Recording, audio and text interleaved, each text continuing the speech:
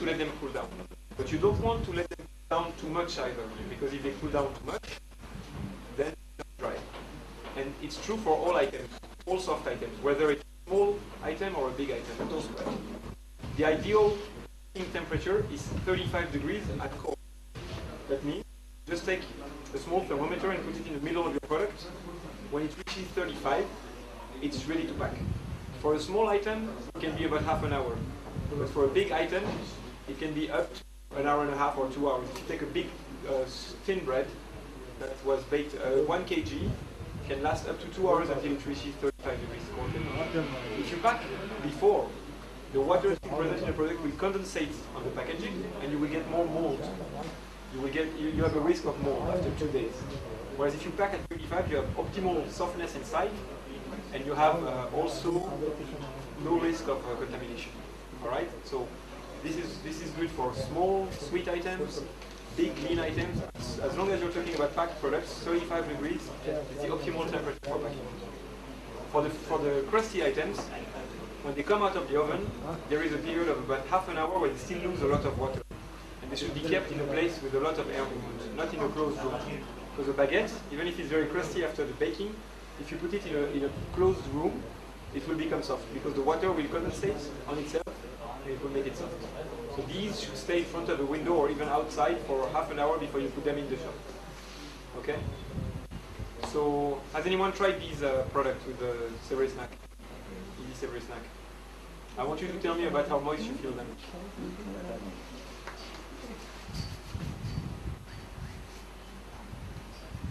This red velvet muffin, how much temperature you run? How much? How many What is the temperature? It's 180. The red velvet, about 18 minutes. 180. 180.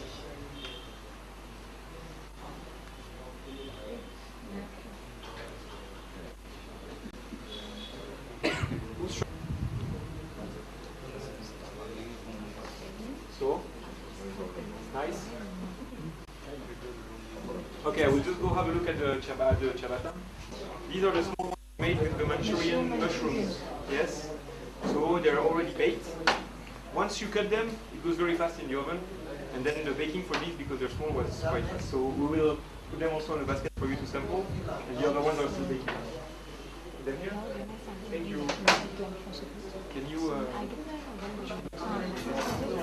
baguettes? Because it's not always that they're cut properly. Okay? So this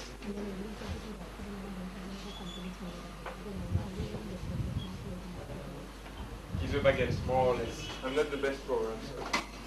Very often I see when people cut baguette, they take an old knife and they go like this. The result is not nice. When you cut a baguette, there are a few things that are important.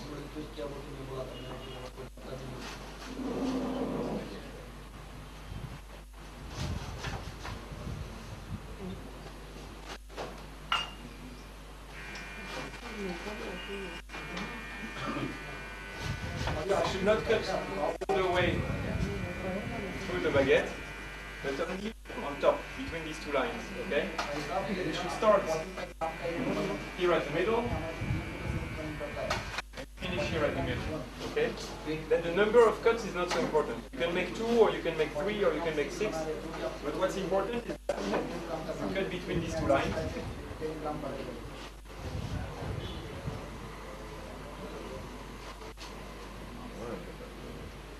And what's also important is that your cuts overlap for about 1/3 of the length. You see, 1/3 overlapping, 1/3 free, and 1/3 overlapping with the next one. Always. If you do that, then you have a nice opening. If you cut less, then they will break all the way through. Because the dough still has a lot of power, so it wants to open. You have to guide it with your face. Do you know why people cut the bread originally? Because in the villages, there was only one oven, okay? So everybody was making the bread at home, and they were bringing it to the oven to bake.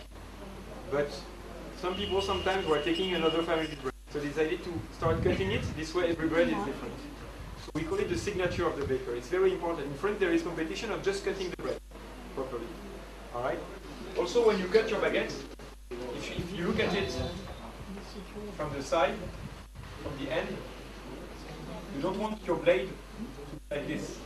You really want your blade to be like that, okay? You will see when I cut them, they will be proofed in about 15 minutes. You want to really have your blade going inside and cutting underneath the surface. If you cut deep and straight, all you will get is an opening like this. You will not get that nice one side opening like so. Alright, but I will only make one and then some people will come and cut them as well and we will compare. So, when the baguettes are proofed, usually we proof them 28 degrees with 75% relative humidity. If you proof them with a higher temperature, it will be faster of course, but they will not look nice, they will look too fast. And if you use more humidity, they will be too soft on the outside. When they are proofed, you should take them out of the proof box for 5 minutes before cutting. Because otherwise it's difficult to get a clean cut. The surface will be sticky with water, you want it to dry slightly. And the good way to measure that it's dry enough is to use the inside of your arm. If it's the same texture as the inside of your arm, it's not sticky, smooth, like this, then it's ready to cut. Okay? These are just a few tips. I will check exactly the proofing of the baguettes and see. Right? Can you cut a few?